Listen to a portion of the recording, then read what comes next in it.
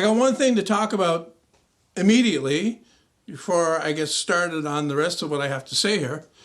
And it has to do with my last video. And people mistook what I was saying there. I wasn't criticizing the viewers that make these comments. Not really. What I was trying to point out is that they're thinking about it in the wrong way. That was the point of the video. And it probably would have been clearer if you had read the blog entry that I wrote along with it. Often I'll make a video like this. Well, not often. I've just recently started doing it where the talking to the camera video would be combined with a blog entry on my website. I think that's a sensible approach because often I will start rambling on about stuff and I'll get off topic and I'll have to cut that out. So I really can't include all the pertinent information or exactly clarify what I'm trying to say in these video things. So, and that's in the interest of keeping them short. I don't want these things to drag on forever. So that's just to clarify that. I wasn't being grumpy. I got accused of that. I wasn't being overly grumpy. What I wanted to do was just point out that there's more to the story than just those details that people focus on. And that, you know, sometimes that the details that they focus on are of no real concern to the project overall. I want to talk about what I want to do here in the shop. Last time, not last time, but the last time I talked about the shop, I talked about building an outdoor lumber rack under the eave on the back wall back here. And I still may do that, but what I'm going to do immediately is build one on this wall up here because this wall has not been used for anything at all. So it's going to go basically from where the door is right here and stretch over about 10 feet. You can see the measuring tape down there on the sawhorses. That's about the end of it right there. So it'll be up here. The construction of it wouldn't be the typical lumber rack, and I'll put a picture in right here. It's all going to be made from just regular particle board. It's the cheapest material other than OSB. Or I may get OSB into it because that would work fine. Except the particle board would work better for painting, and I really want to paint this. And it will be covered, and that's the big thing. I'm not going to have a lumber rack in here that's not covered. It just gets it's too much of a maintenance issue long term. I mean, you stack the lumber up there. Every time you go to look through it, you have to try to dust it off. It's terrible. I've got my scrap wood cabinet down here. This is perfect because I put stuff in here. It's covered. As you can see, there's a lot of stuff in there. Every time I need a small piece of wood or a small piece of plywood, I'll go there and I'll just pull it out and close up the cabinet, and it doesn't get dusty. And that's the big thing. So that's the plan. I'm going to build that. I'm going to get the material on Monday morning. Right now it's Saturday morning-ish, not noon yet. I'm going to build that, get that up there, and the stuff that's going to go in there is basically all the longer stuff that I have here. Those old vintage 2x4s that I'm keeping for different projects because they're very handy, because they're very dry, and I have them, of course, so I want to keep them and use them. They'll all fit up there, plus the other things. I still have a bit of a problem with small pieces of plywood, and I threw away a bunch of them yesterday while I was out here doing a quick tidy up. But I'm going to have to come up with a different solution for that. Maybe, see, I'm not fully utilizing that cabinet down there the way it should be. There's a lot of junk in there as well. I should take the junk out, bring it to the dump, get rid of it. I mean, if something's in a closet like that for more than a year and you don't even remember putting it in there, that usually means that you don't need it, so you can throw it away. So I may do that. What else? I talked about moving the downdraft table here. I am going to do that. I'm going to move it to this area down in here. I'm going to take my belt grinder, put it out in the shed. The shed will be connected to the shop. I'm gonna do that. So I'll put this in that alcove down there.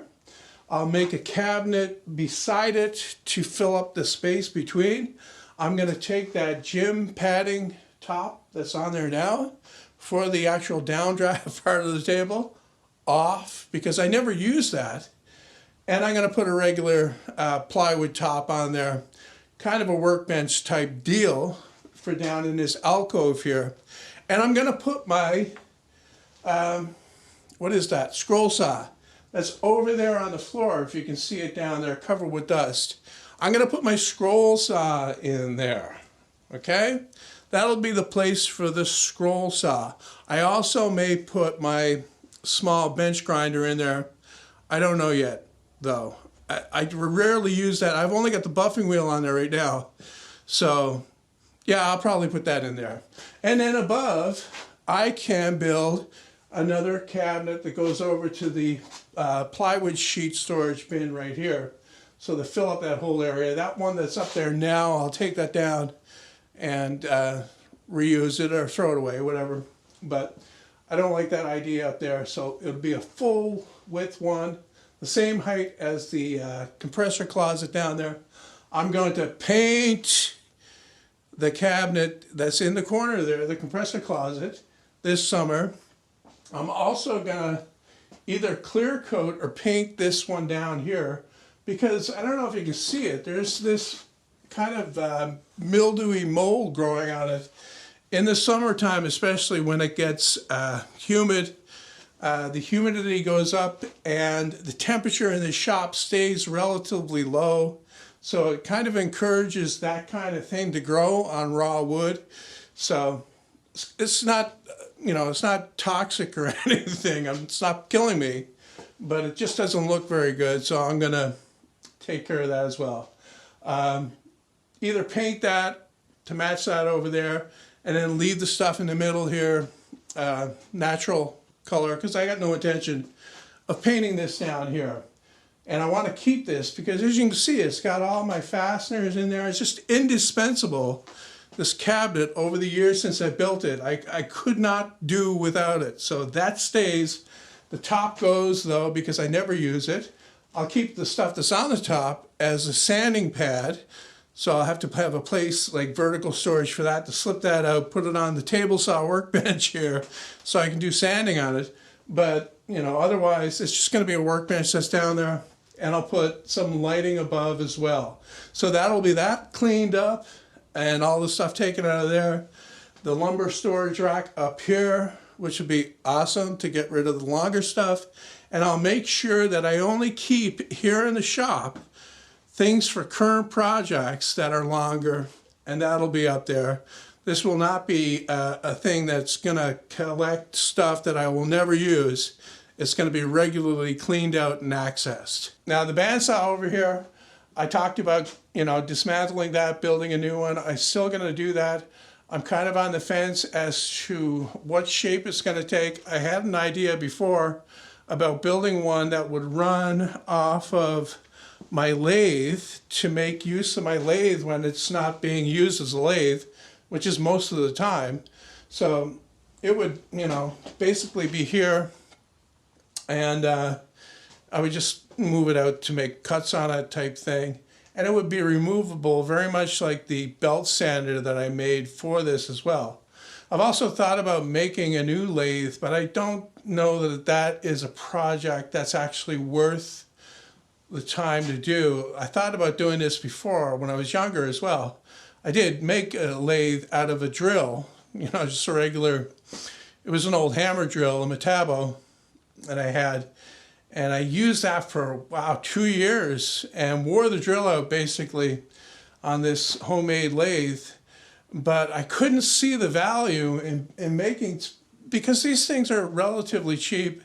And unless you're really into turning, this type of lathe here that's really cheap like that will probably do everything that you want it to do. So thinking about that, the bandsaw type idea for that, I'm not crazy about it, to be honest. I'd much rather have a standalone unit and build a cabinet and I figured out where the cabinet's going to be for it. If I do build a standalone one, it'll be right beside this right here.